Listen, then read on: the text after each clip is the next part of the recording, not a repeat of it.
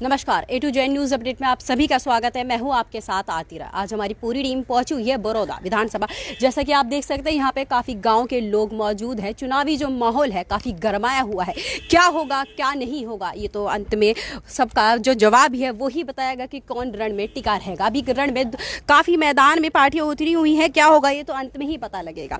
यहाँ पे भाजपा के वरिष्ठ नेता मौजूद है किशन ढुल जी, जिनसे जानेंगे कि वह क्या आगे होगा। नमस्कार सर। नमस्कार, कैसे हैं आप लोग? बहुत बढ़िया सर। आप योगेश्वर दत्त के समर्थन में उतरे हुए हैं, आपको क्या लगता है कि क्या आगे होगा, क्या आगे नहीं होगा? देखिए, चुनाव आज अंतिम चरण में पहुंच गया है और जितना मैं आज मेरे दिन में सुबह से करीब करीब 17 हमने कार्यक्रम किए हैं और हम गढ़वाल गांव में हैं। ये गांव है एक जहां आप लोग बैठे हो और अंदाज़ा इस बात से लगा सकते हो कि अब गांव में भी भारतीय जनता पार्टी के ऑफिसेज खुल रहे हैं और वो उस हलके में जहां आज तक भारतीय जनता पार्टी का कभी भी विधायक नहीं रहा है। ये इस बात को इंगित करता है कि निश्चित तौर पर परिवर्तन की लहर जो है वो बड़ौदा में चल रही है। गढ़वाल में ऐसी क्या योजना है, सब जगह ऐसी क्या योजनाओं के समर्थन आपको मिल रहा है जिनकी वजह से आपको समर्थन मिला? किन किन योजनाओं को लेकर आप रणनीति में उतरे हैं? नहीं, गढ़वाल की अकेले की बात नहीं, बड़ौदा में 54 गांव हैं। उन 54 गांवों में से आमतौर पर मैं अपने इस पूरे चुनावी समर में करीब करीब आधे गांव में मैं पहुंच पाऊंगा और उस अवस्था में मैं ये बता पाने में सक्षम हूं कि जिस हिसाब से भारतीय जनता पार्टी ने पूर्व की हमारी एक योजना जो 5 वर्षीय योजना हमने ख़त्म की है उसके कामों के आधार पर हम लोग जो है आज जनता के बीच में आए हैं। और योगेश्वर दत्त जी का पिछला चुनाव भी बहुत कोई मतलब ऐसा नहीं है कि हम लोग ज़्यादा मार्जिन से हारे थे, 5,000 से भी कम मार्जिन से हारे थे। और जनता को, बड़ौदा की जनता को इस बात का मलाल है। जहाँ जहाँ मैं गांव में गया हूँ उन सब ने ये कहा है कि भाई साहब इस बार पिछली बार थोड़ी सी चूक हो गई है, इस बार तो आपकी झोली ठाडी भर देंगे। जी बिल्कुल बिल्कुल। आपको किन किन योजनाओं को लेके आप नारी के लिए, महिलाओं के लिए किन किन रणनीति में उतरे हैं? किन योजनाओं की वजह से आपको समर्थन मिल रहा है जनता का? हमने बड़ौदा हल्के के लिए करीब करीब 400 से 500 करोड़ की योजनाएं जो है वो अभी पाइपलाइन में है। 100 करोड़ रुपए के आसपास के हमारे जो गांव में पंपिंग स्टेशन, जल घर जिसको हम बोलते हैं, उनका हमने निर्माण करवाया है। 45 करोड़ रुपए से ज़्यादा के हमारे यहाँ पर रोड्स के काम हुए हैं। 2 महिला कॉलेज की मुख्यमंत्री जी ने घोषणा की है और IMT की हम लोग जो है वो घोषणा कर चुके हैं। तो और पिछले 5 वर्ष का मेरिट के आधार पर हमने 70,000 से ज़्यादा नौकरियां हमने दी है। मैं जिस गांव में गया हूं 50 से ज़्यादा नौकरियां इस गांव में, जहां गढ़वाल में हम बैठे हुए हैं, बोर्ड गढ़वाल बोलते हैं इन दोनों गांवों को इकट्ठा, इसमें 50 से ज़्यादा नौकरियां लगी हैं। और मुझे ये कहते हुए और गांव वालों को भी ये कहते, मैंने पूछा उनसे कि भाई क्या किसी को कोई पर्ची दी, क्या किसी को कोई खर्चा दिया, क्या आप लोगों ने? और इसमें से ज़्यादातर तो कुछ लोग ऐसे भी लगे होंगे जिन लोगों ने भारतीय जनता पार्टी को भी वोट नहीं दिया था। तो इस प्रकार की जो पारदर्शिता की नीति है कि जो व्यक्ति पढ़ेगा, जिसमें योग्यता है, वो जो है नौकरी लगेगा, इसी आधार पर हम लोग जो है जनता के बीच में। जी बिल्कुल। जैसे कि बेटी बचाओ बेटी पढ़ाओ का नारा भाजपा द्वारा ही दिया गया है, पर हाल ही में फरीदाबाद में निकेत तोमर के साथ सरेआम गोली मारकर हत्या कर दी गई। उस चीज़ में आपका क्या? बेटियां सेफ नहीं है, बेटियां सुरक्षित नहीं है, खुलेआम सड़कों पर नहीं निकल पाती हैं, उस चीज़ में आपका क्या कहना है? बहुत ही निंदनीय घटना है।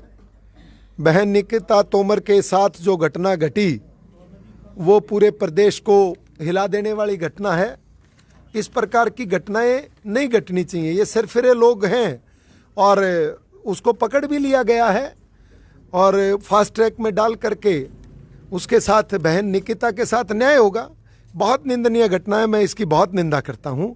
लेकिन ऐसा नहीं है कि महिलाओं के प्रति हमारी सुरक्षा में कोई चूक है।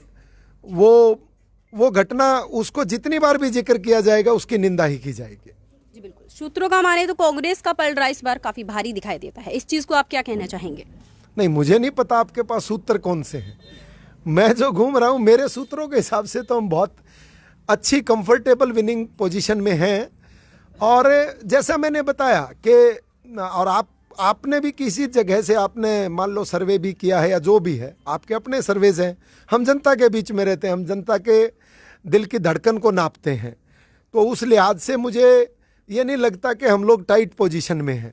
यहाँ मैंने बताया कि बड़ौदा पूरे हल्का के लोगों को इस बात का मलाल है कि हमने पिछली बार कहाँ चूक कर दी, और अगर कांग्रेस का पलड़ा भारी है तो चौधरी भूपेंद्र सिंह हुड्डा और उनके बेटे दीपेंद्र सिंह हुड्डा उसी दिन से लेकर के आज तक बड़ौदा से हिल नहीं पाए हैं। क्या कारण है? जबकि माननीय मुख्यमंत्री जी के मुश्किल से 3 दिन के कार्यक्रम है।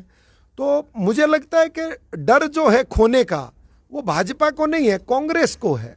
क्योंकि खोएगा कोई तो कांग्रेस खोएगी, अपना आत्मसम्मान खोएगी, उनकी एक वजूद, उनकी साख की लड़ाई है। हमें हल्के की लड़ाई लड़नी है। हम हल्के के विकास की लड़ाई लड़ रहे हैं, वो अपनी चौधर की लड़ाई लड़ रहे हैं। लोगों को और बड़ौदा की जनता को क्या आप मानते हैं कि उनको समझ नहीं है?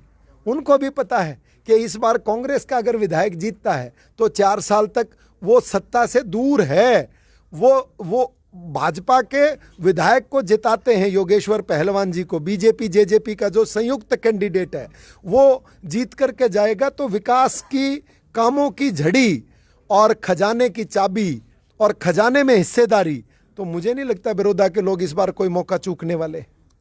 जैसा आपने देखा किस बात पर योगेश्वर दत्त जी के समर्थन में इन्होंने ये चर्चा करी और ये चीज़ें बताई, कुछ गांव के लोग भी मौजूद हैं। नमस्कार सर। नमस्कार जी। आपका नाम सर?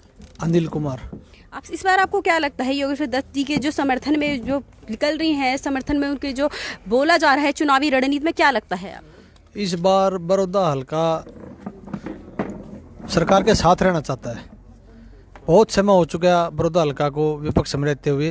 विपक्ष में रहने का नुकसान बड़ौदा हल्का ने बार बार भुगता है, और इस बार बड़ौदा हल्का मुख्यमंत्री जी पे विश्वास कर रहा है। मुख्यमंत्री जी ने यहाँ पर और हलकों में एक यहाँ 2 कॉलेज दिए हैं। यहाँ बुटाना में मुख्यमंत्री जी ने यूनिवर्सिटी की घोषणा की है। IMT बनने के बाद यहाँ पर कई हजार लोगों को रोजगार मिलेगा। गुड़गांव की तर्ज के ऊपर यहाँ रोजगार आएगा और यहाँ का नक्शा बदला जाएगा। और ये इलाका पहलवान योगेश्वर दत्त के साथ और मुख्यमंत्री जी के साथ रहना चाहता है। धन्यवाद। जैसा आप इन्होंने बताया कि योगेश्वर दत्त जी के समर्थन में इन्होंने बोला कि किस प्रकार आगे की वो रणनीति रहेगी, कौन सत्ता में रहेगा कौन नहीं, तो आगे ही पता लगेगा। फिर भी हम चर्चा करें। नमस्कार सर। नमस्कार। आपका परिचय सर? जगबीर सिंह। जगबीर जी, क्या लगता है आपको सत्ता में इस बार किसकी सरकार रहेगी, योगेश्वर दत्त की या फिर किसी और विपक्ष दल की? ऐसा है जी, सरकार के साथ लगने में फायदा है।